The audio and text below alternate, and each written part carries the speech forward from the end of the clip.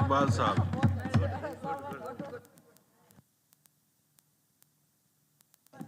شکریہ جناب اسپیکر صاحب کہ آپ نے مجھے 2023-2024 پہ کے بجٹ پہ بولنے کا موقع عطا فرمایا. میں سب سے پہلے تو جناب اسپیکر صاحب وزیر اعظم پاکستان اور وزیر خزانہ کو اور ان کی پوری ٹیم کو مبارکباد پیش کرتا ہوں کہ جن حالات میں بہت ہنگامہ خیز دور میں انتہائی کریٹیکل معاشی صورتحال کے پیش نظر ایک مشکل کام تھا یہ بجٹ پیش کرنا جو انہوں نے کیا، تو میں اپنے دل کی گہرائیوں سے ان کو مبارکباد پیش کرتا ہوں. جناب اسپیکر، یہ میرا 5واں اور اس اسمبلی کا آخری بجٹ ہے. کچھ باتیں ہیں جو میں کہنا چاہتا ہوں بجٹ کے علاوہ بھی، کہ جب 5 سال پہلے یہاں پہ میں آیا تو یہاں پہ جو گالی گلوچ اور جو سما میں نے دیکھا تو دل چاہا کہ یہاں سے کوئٹ کر جاؤں، ریزائن کر دوں. یہ کون سا ماحول ہے؟ یہاں پہ میں کیا لیجسلیشن کروں گا؟ میری کیا ذمہ داریاں ہوں گی؟ لیکن پھر فراز کی بات یاد آئی کہ تم فراز اپنی طرف سے تو نبھاتے جاتے، لہٰذا میں نے دل پکڑا اور دوبارہ سے کام شروع کیا. میں نے یہاں تقریباً کوئی 16-17 بل پیش کیا جناب اسپیکر، اور جو کہ اپوزیشن کے علاوہ اس وقت کی حکومت نے بھی فلی سپورٹ کیا، ماں سوائے ایک بل کے جو میں نے شناختی کارڈ میں ماں کا نام ڈلوانے کے لیے کیا، صرف اس کو انہوں نے اپوز کیا. اور اس پر بھی میں نے کہا کہ ہم اپنی ماں سے کیوں شرماتے ہیں؟ روز حشر کے دن بھی ہمیں ماں کے نام سے پکارا جائے گا. اور اس وقت کے وزیر اعظم صاحب نے بھی اپنی ماں کے نام پر ہی بھی وہ ہاسپٹل بنایا تھا. تو میں یہ سمجھتا ہوں کہ ہمیں خواتین کو ان کا حق دینا چاہیے. اور میں نے دیکھا کہ اکثر امیگریشن میں ماؤں کو بڑا مشکل پیش آتی ہے جب وہ امیگریشن میں جاتے ہیں، کیونکہ باہر ساری دنیا میں ماں کا نام چلتا ہے، تو وہ ان کو پروف کرنا مشکل ہو جاتا ہے کہ یہ میرا بچہ ہے. تو اس لیے صرف وہ بل جو ہے وہ اپوز کیا گیا. اس کے علاوہ میں یہ سمجھتا ہوں کہ میں نے اپنا فرض ادا کیا. اب سب کا وقت تو پورا ہو چکا، تقریباً 2-4 ماہ ہی رہتے ہوں گے، لیکن ایک ضمیر کی آواز ہے. میں یہ سمجھتا ہوں کہ میرا ضمیر مطمئن ہے کہ میں نے اپنا فرض ادا کیا ہے. میں ہر ٹاپک پر بل لے کر آیا ہوں. میں نے ہر سیشن میں سوال کیا ہے. کوئی ایسا شاذ و نادر کوئی سیشن ہوگا ایسا جس میں میرا سوال نہیں تھا. جناب اسپیکر، جو کچھ بھی ہوا، جو معیشت کا حال ہوا، جو اکانومی کا حال ہوا، برا ہوا، میرے قائد پہلے سے جان چکے تھے. اس لیے 2018 میں ہی انہوں نے آواز بلند کی کہ اس حکومت سے نجات حاصل کی جائے، ادروائز یہ ملک خدا نخواستہ اس کے ساتھ بہت برا ہو جائے گا. اور وہ وقت نے ثابت بھی کیا، اور ان کی قائدانہ صلاحیتوں نے ہمیں بھی اپوزیشن سے گورنمنٹ اور ٹریجری بینچوں پر بٹھایا، اور انہوں نے اپنی تمام تر صلاحیتوں پر کے بل بوتے پر انہوں نے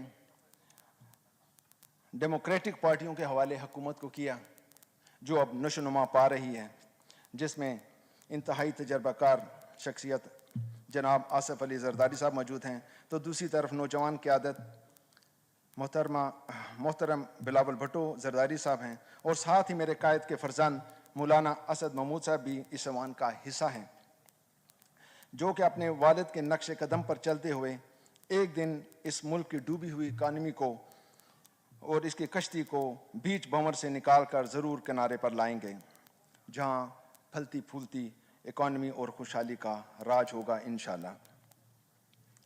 جناب اسپیکر، نوجوانوں کا جو حال ہوا وہ بہت برا ہوا. یہ ہمارا ایک اینشنٹ ملک ہے. یہ وہ ملک ہے جہاں پہ اگر آپ ٹیکس لا کو جانتے ہوں تو وہاں پہ اینشنٹ یونیورسٹیز تھیں اس زمانے میں بھی, اور لوگ چائنا سے بھی یہاں پہ تعلیم حاصل کرنے آتے تھے. لیکن پھر ہماری اخلاقیات کو کیا ہوا, ہمارے نوجوانوں کے ساتھ کیا حشر کیا گیا. آج کوئی نوجوان یہاں پہ ٹھہرنا نہیں چاہتا, کوئی فیملی یہاں پہ ٹھہرنا نہیں چاہتی. امیگریشن کی دوڑ لگی ہوئی ہے اور ہر کوئی ملک سے باہر جانا چاہتا ہے. لیکن میں ان نوجوانوں کو ان سے ضرور مخاطب ہونا چاہوں گا, اور ان لوگوں سے جو اس ملک کو چھوڑ کے جا رہے ہیں, کیونکہ آج ہم جو کچھ بھی ہیں اس ملک کی بدولت ہیں. اس ملک نے ہمیں سب کچھ دیا ہے, ہمارے آباء و اجداد کا خون یہاں پہ دفن ہے, انہوں نے قربانیاں دی ہیں, لہٰذا ہمیں اس ملک کو چھوڑ کے نہیں جانا چاہیے. اور ان نوجوانوں کو اور ان فیملیز کو جو ملک چھوڑ کے جا رہے ہیں, میں ضرور ایک ایڈوائز کرنا چاہوں گا اشعار کی صورت میں, کہ اپنے مرکز سے اگر دور نکل جاؤ گے, اپنے مرکز سے اگر دور نکل جاؤ گے, خواب ہو جاؤ گے, افسانوں میں ڈھل جاؤ گے. اپنے پرچم کا کہیں رنگ بھلا مت دینا, اپنے پرچم کا کہیں رنگ بھلا مت دینا, سرخ شعلوں سے جو کھیلو گے تو جل جاؤ گے. دے رہے ہیں تمہیں تو لوگ رفاقت کا فریب, دے رہے ہیں تمہیں تو لوگ رفاقت کا فریب, ان کی تاریخ پڑھو گے تو دہل جاؤ گے. اللہ اکبر اللہ اکبر اللہ اکبر اللہ اکبر. اشہد ان لا الہ الا اللہ,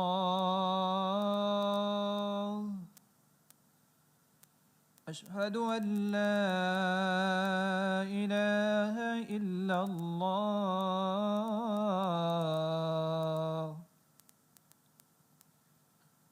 اشہد ان محمد رسول اللہ, اشہد ان محمد رسول اللہ.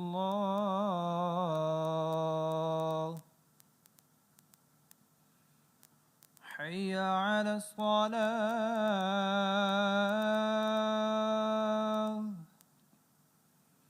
حی علی الصلاة,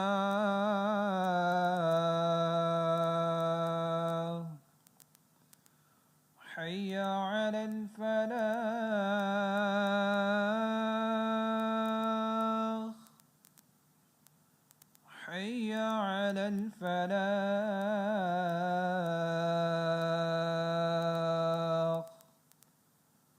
اللہ اکبر اللہ اکبر, لا الہ الا اللہ.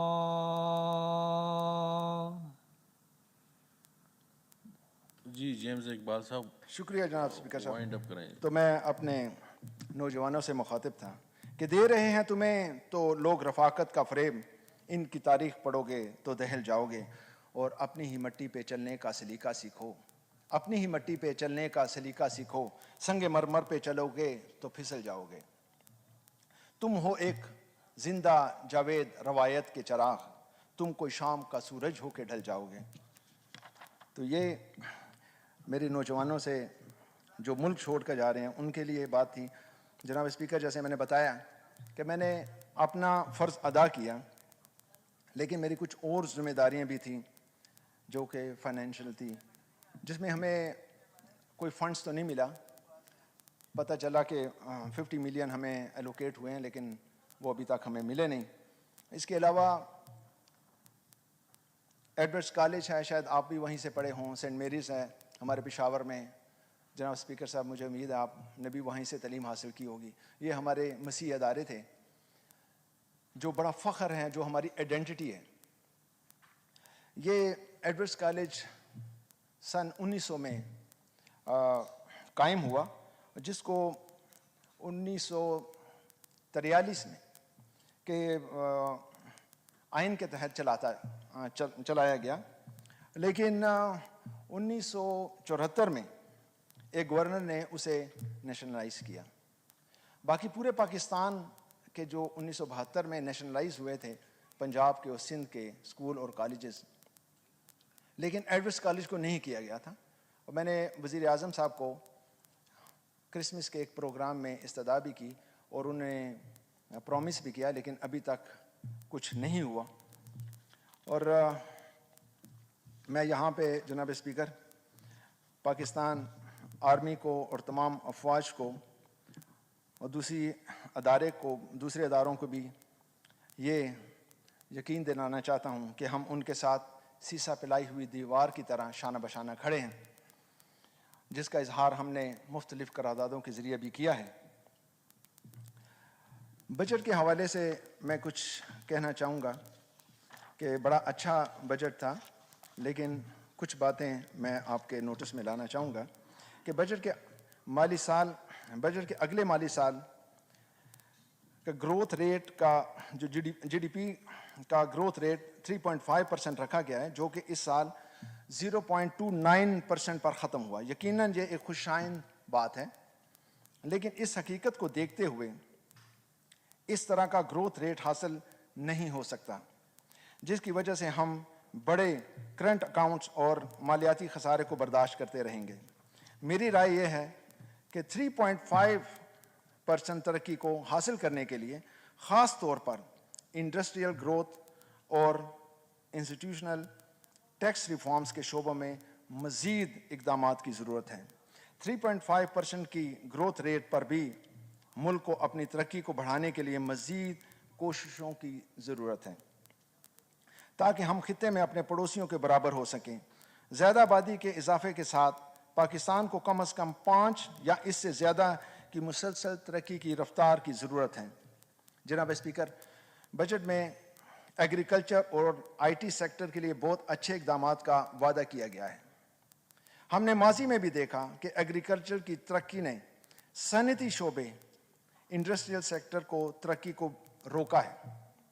اس لیے مجھے امید ہے کہ وزارت خزانہ کے منصوبہ سازوں نے ایگریکلچر سیکٹر کو انسینٹو دیتے وقت یہ بات ضرور اپنے ذہن میں رکھی ہوگی.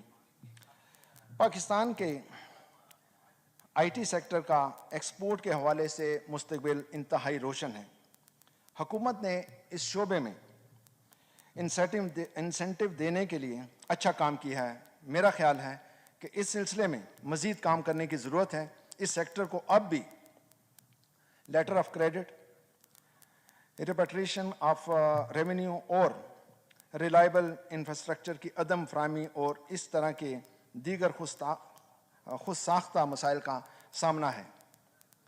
کرنٹ اکاؤنٹ ڈیفیسٹ کا چیلنج بدستور سیر فہرست ہے, جبکہ وزارت خزانہ نے کہا ہے کہ اس نے ایک ہنگامی منصوبہ تیار کیا ہے. ہمیں اس طرح کے کسی منصوبے کے بارے میں زیادہ علم نہیں ہے. اسی طرح آئی ایم ایف کے ساتھ حتمی معاہدہ بھی راز میں ڈوبا ہوا ہے. ایکسپورٹ کا ڈاؤن وارڈ ٹارگٹ ریمیٹنس اور امپورٹس کی زیادہ ڈیمانڈ ہماری کرنسی پر دباؤ برقرار رکھے گی. یہ بجٹ ان چیلنجز سے نمٹنے کے لیے کوئی واضح حکمت عملی فراہم نہیں کرتا. اس لیے بہتر ہوگا کہ وزارت خزانہ اس بحران سے نمٹنے کے لیے اپنے لائے عمل پارلیمنٹ کے ساتھ شیئر کریں, کیونکہ یہ واضح طور پر $6 بلین کی فائنینسنگ کا فرق ہے, اور قوم کو اس کے نمائندوں کو اس سلسلے میں آگے بڑھنے کا راستہ معلوم ہونا چاہیے.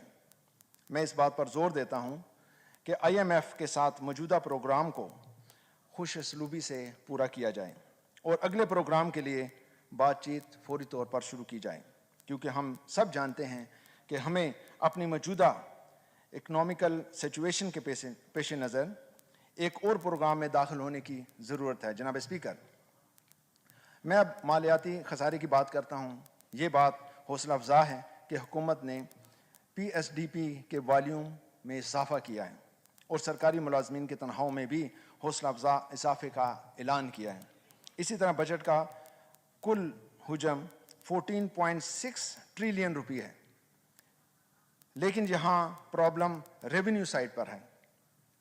بینکنگ اور نان بینکنگ قرضوں پر بہت زیادہ انحصار ہے. اسی طرح اگلے سال مہنگائی کی شرح 21% رہے گی،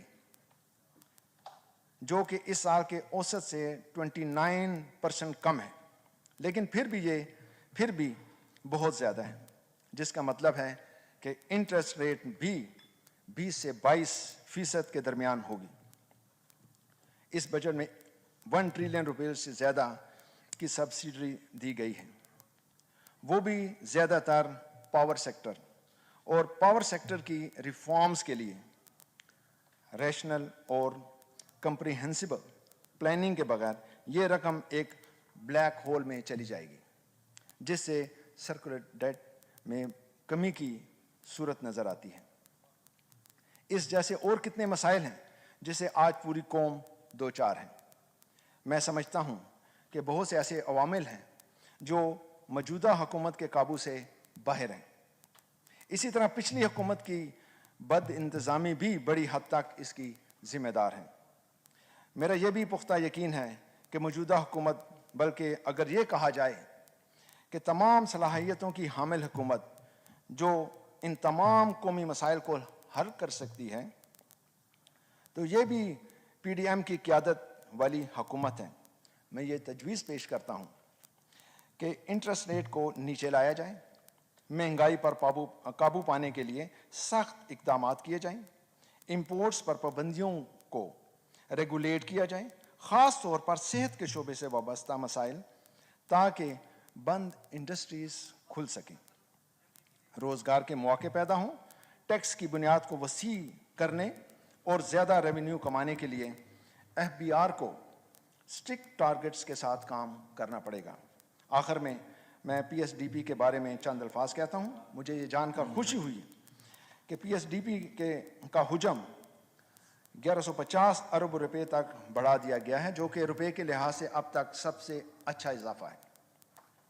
اس سے یقیناً اکانومی گروتھ کو فروغ ملے گا اور قومی اہمیت کے کئی منصوبوں کی تکمیل میں آسانی ہوگی. میں اس بات پر بھی زور دیتا ہوں کہ پلاننگ کمیشن کو اپنے پورٹ فولیو کا کریٹیکل ریویو کرنا چاہیے اور ایسے تمام منصوبوں کو فہرست سے نکال دینا چاہیے جو کہ صوبوں کے اختیار میں ہوں. پلاننگ کمیشن کو کمیونیکیشن، آئی ٹی، پاور اور تیل کی تلاش جیسے شعبوں کے لیے بھی مواقع پیدا کرنے چاہیے. جناب اسپیکر، اگر کوئی حکومت قومی مسائل کو حل کر سکتی ہے تو وہ پی ڈی ایم کی قیادت والی حکومت ہے. بجٹ بنانے والوں سے میری درخواست ہے کہ وہ مزید ایسے اقدامات تجویز کریں جس سے اس ملک کے شہریوں کی زندگیوں میں آسانی ہو، روزگار کے مواقع پیدا ہوں اور ملک ایک بار پھر ترقی کی راہ پر گامزن ہو. انہی گزارشات کے ساتھ میں آپ کا ایک مرتبہ شکریہ ادا کرتا ہوں. جی. محترمہ